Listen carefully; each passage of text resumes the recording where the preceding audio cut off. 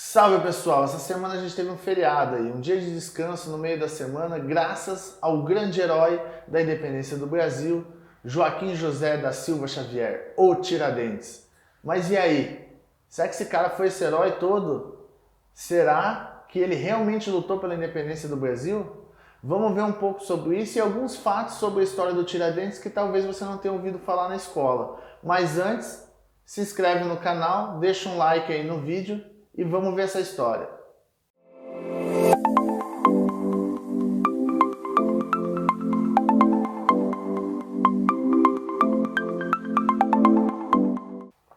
Em primeiro lugar, para a gente entender um pouco sobre a história do Tiradentes, precisamos entender um pouco o que foi a Inconfidência Mineira. Foi um movimento promovido pela elite intelectual e econômica de Minas Gerais que estava revoltada com os altos impostos cobrados pela coroa portuguesa. Esse movimento ocorreu em 1789 e ele foi na mesma época, da Revolução Francesa, e era baseado nos mesmos ideais, os ideais do iluminismo. Mas esse movimento não queria independência do Brasil, queria independência de Minas Gerais e no máximo um pedaço ali de São Paulo e Rio de Janeiro. Por quê? Porque essa ideia de Brasil, essa ideia de nação ainda não existia naquele momento, não existia um conceito de Brasil. Então o Tiradentes e o pessoal da Inconfidência Mineira lutou pela independência desse território específico e não do país inteiro. Então falar que o Tiradentes lutou pela independência do Brasil como um todo não chega a ser a realidade do movimento que foi a Inconfidência Mineira. Outro ponto importante para entender a história do Tiradentes é que durante quase 100 anos depois da sua morte, quase não se falou dele.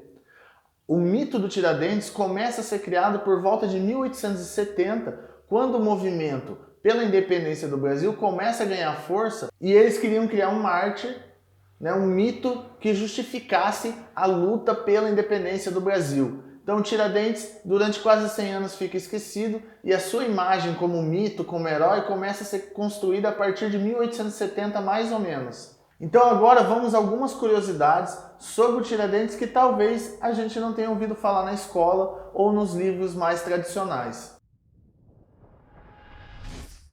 Primeiro ponto, sabe aquela imagem do Tiradentes barbudo, cabeludo, que a gente vê nos livros de história, vê nas fotos oficiais? Fake news! O Tiradentes nunca teve aquela imagem. O Tiradentes era um alferes, que é um oficial de baixo escalão do exército. Seria hoje um segundo tenente. E como todo militar, ele não podia ter nem barba nem cabelo comprido. No máximo podia ter aquele bigodinho de cafajeste. A imagem dele barbudo e cabeludo é criada por esse movimento pela independência do Brasil para associar a imagem dele com Jesus Cristo.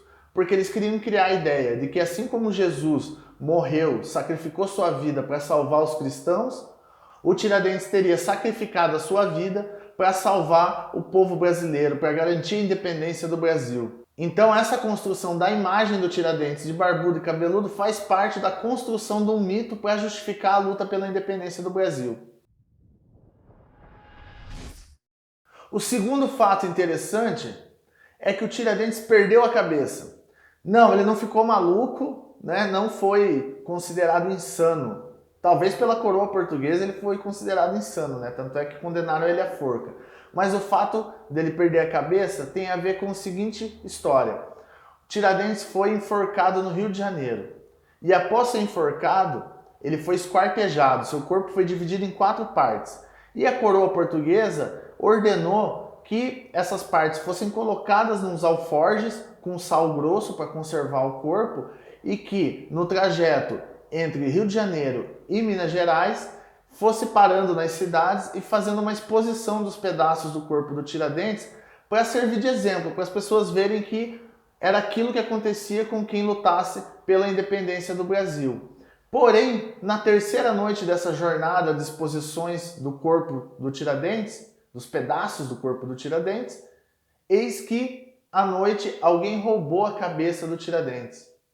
E nunca foi descoberto qual foi o destino da cabeça do Tiradentes. O resto do corpo continuou as exposições até chegar a Minas Gerais, porém a cabeça do Tiradentes, até hoje ninguém sabe onde foi enterrada e que fim levou a cabeça do Tiradentes. Outro ponto interessante é que quando se cria um mito sobre o Tiradentes, cria-se também um mito sobre tudo que ele falou, sobre tudo que ele defendeu. E nesse contexto cria um mito sobre as últimas palavras do Tiradentes. E ele teria dito algo heróico na hora da sua morte, porque estavam criando a história de um herói, né? Então criou a história de que ele teria dito algo como: que seja feita a vontade de Deus. 1000 vidas eu teria, 1000 vidas eu daria pela independência da minha pátria. Heróico, né? Porém, relatos da época indicam que após subir os 21 degraus que levavam até a forca, a única coisa que o Tiradentes falou para o seu carrasco foi: que seja rápido. Bom, gente, o Tiradentes foi um personagem de um momento importante da história do Brasil. Mas ele não era um herói, era um cara comum, como todos nós, e que lutou pelo aquilo que acreditava, foi até as últimas consequências pelo aquilo que acreditava. A construção do seu mito, o Tiradentes herói, o Tiradentes mártir, quase um Jesus Cristo, foi feita mais de 100 anos depois da morte dele e talvez tenha servido a interesses que ele nem defenderia. Então, se você quer falar mais alguma coisa sobre o Tiradentes, quer fazer alguma pergunta ou tem alguma história sobre o Tiradentes que você quer compartilhar com a gente, deixa nos comentários e a gente vai continuando esse debate. Eu também vou deixar na descrição do vídeo alguns links com algumas histórias, alguns fatos do Tiradentes que eu não citei aqui no vídeo. Até a próxima!